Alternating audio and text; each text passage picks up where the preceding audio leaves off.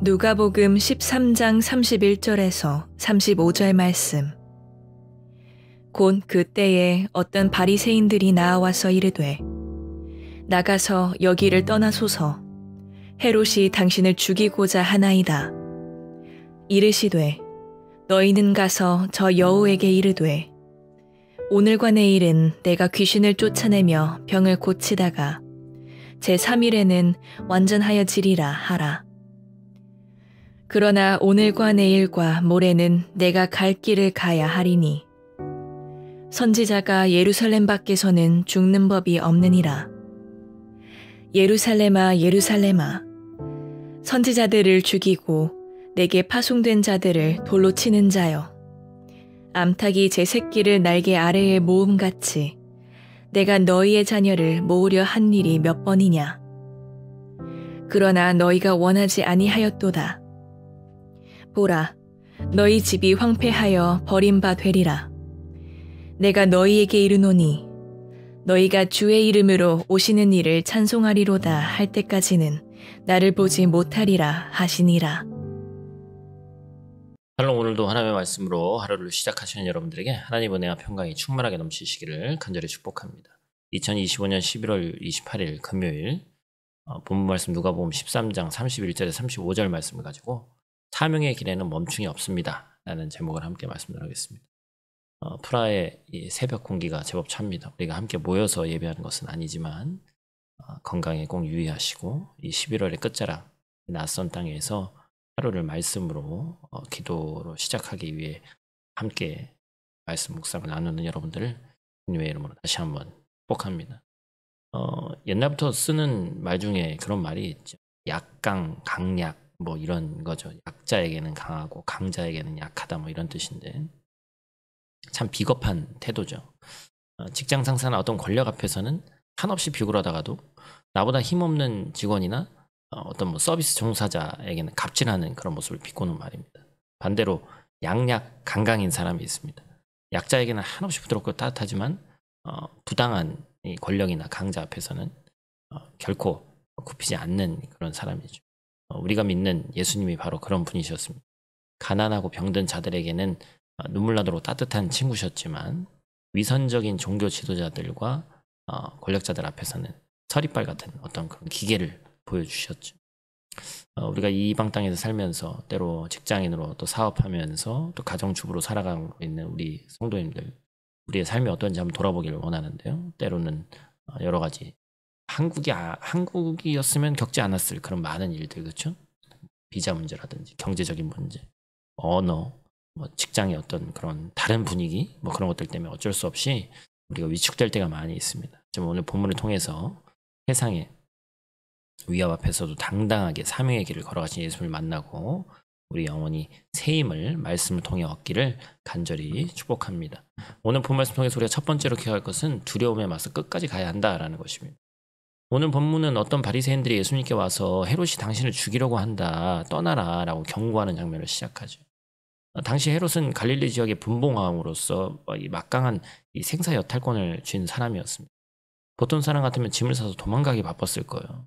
근데 예수님의 반응이 놀랍죠? 32절 33절 말씀. 이르시되 너희는 가서 저 여우에게 이르되 오늘과 내일은 내가 귀신을 쫓아내며 병을 고치다가 제3일에는 완전하여지리라 하라. 그러나 오늘과 내일과 모레는 내가 갈 길을 가야 하리니 선지자가 예루살렘 밖에서는 죽는 법이 없느니라. 아멘. 예수님께서 헤롯을 뭐라고 비유하셨어요? 여우라고 비유하셨죠. 당시 문화에서 여우는 교활하지만 사실 사자나 곰처럼 힘이 있는 맹수는 아니었죠. 강자 앞에서 주랭당치는 약삭빠른 존재일 뿐이었습니다. 오늘과 내일과 모레는 내가 갈 길을 가야 된다. 여기서 말하는 것은 이제 물리적 3일이 아니라 하나님이 정해놓으신 어떤 그 사명의 시간을 의미하죠. 그리고 제3일에 완전해진다는 말씀은 십자가의 죽음과 부활을 통해 구원 사역을 완성하시겠다는 비장한 선언이죠. 여러분, 우리에게 한번 적용해 봅시다. 우리가 걷는 이 길에도 수많은 여우가 있습니다. 너 그러다 망한다. 적당히 타협해라. 지금은 신앙이 우선이 아니라 네 우선순위가 딴 걸 먼저 하고 그 다음에 신앙이 두 번째다. 이렇게 얘기하는 유혹의 세상의 소리가 있습니다. 프라하에서의 삶이 녹록지 않기 때문에 때로는 현실의 파도 앞에 내 사명이 무엇인지 잊고 그저 생존하기 위해서 급급할 때가 있죠. 근데 여러분 기억하시길 바라요. 우리 인생 스케줄은 헤롯의 손에 있지 않습니다. 우리의 직장 상사나 어떤 비자 심사관의 손에 있는 것이 아니라 우리의 운명이 그 사람 손에 달려있는 것이 아니에요. 그죠? 우리의 시간은 하나님의 주권 아래에 있다는 사실을 잊지 마시길 바랍니다. 예수님이 죽음의 위협 앞에서도 나는 내 갈 길을 간다라고 선포하셨던 것처럼 우리도 주어진 삶의 자리에서 묵묵히 사명의 길을 걸어가기를 축복합니다. 세상이 주는 두려움 때문에 하나님이 맡기신 일을 멈추질 마시기를 바랍니다. 두 번째로 기억할 것은 주님의 날개 아래로 들어와야 한다라는 것입니다. 예수님이 그토록 단호하게 사명의 길을 가신 이유는 바로 우리를 너무나도 사랑하시기 때문이었죠. 이어지는 말씀에 주님이 예루살렘을 향한 탄식을 하시죠. 34절 말씀. 예루살렘아 예루살렘아 선지자들을 죽이고 내게 파송된 자들을 돌로 치는 자여 암탉이 제 새끼를 날개 아래에 모음같이 내가 너희의 자녀를 모으려 한 일이 몇 번이냐. 그러나 너희가 원하지 아니하였도다. 시골 마당에서 암탉이 병아리를 품는 모습을 여러분 보신 적이 있으실 거예요. 매나 쪽제비 같은 이 천적이 나타나면 암탉은 털을 곤두세우고 병아리들을 날개 밑으로 모읍니다. 그 날개 아래는 가장 안전하고 따뜻한 피난처죠. 우리 주님의 마음이 그렇다는 거예요. 이 이영만리 타국 땅에서 외롭고 지친 우리들을 주님은 날개 아래에 반드시 품어주고 계십니다. 특히 우리 성도님들 가정과 일터를 책임지느라 우리가 얼마나 어깨가 무거워요. 우리 또 성도들 대부분이 30대, 40대 이렇게 이루어져 있는데 겉으로는 괜찮은 척하지만 속은 타들어가고 어디 하나 마음 편히 기댈 곳이 없어 서러울 때가 있습니다. 그런데 문제는 우리가 그 품을 거절할 때가 많았다는 거예요. 34절 끝에 보니까 너희가 원하지 아니하였도다 이렇게 얘기를 하면서 우리 가슴을 찌릅니다. 우리는 힘들 때 주님의 날개 그늘보다 사람의 위로를 찾고 세상의 선곡으로 내 불안을 덮으려고 하고 스마트폰이나 쾌락으로 공허함을 채우려고 합니다. 베드로후서 3장 9절은 뭐라고 말씀합니까? 주의 약속은 어떤 이들이 더디다고 생각하는 것 같이 더딘 것이 아니라 오직 주께서는 너희를 대하여 오래 참으사 아무도 멸망하지 아니하고 다 회개하기에 이르기를 원하시느니라. 아멘. 뭐예요? 주님은 지금도 기다리신다는 거예요. 우리가 세상에서 상처받고 찢긴 날개를 가지고라도 돌아오기를 원하시는 거예요. 혹시 우리 중에 또는 우리 가족 중에서 주님의 품을 떠나 방황하는 분이 계십니까? 프라하에도 그런 분들이 많죠. 나중에 여유 생기면 챙길게요. 이렇게 미루지 마시길 바랍니다. 바로 오늘이 날개 안에 들어가서 쉼을 얻을 때이고 그들을 초청할 때다라는 것입니다. 말씀을 맺겠습니다. 어제 저녁에 프라 이 시내를 나갔더니 참 아름답더라고요. 여러분 우리가 걷는 길도 그렇게 꽃길만 걷고 아름다웠으면 좀 좋겠는데 울퉁불퉁한 돌길처럼 고단한 길이죠. 하지만 예수님은 그보다 더 험한 골짜기 언덕길을 울고다 언덕길을 멈추지 않고 걸어가셨습니다. 헤롯의 칼라도 사람들의 배신도 십자가의 공포도 주님의 발걸음을 멈추지 못했어요. 왜냐하면 그 길 끝에 저와 여러분의 구원이 더 큰 것이 있었기 때문에 그렇습니다.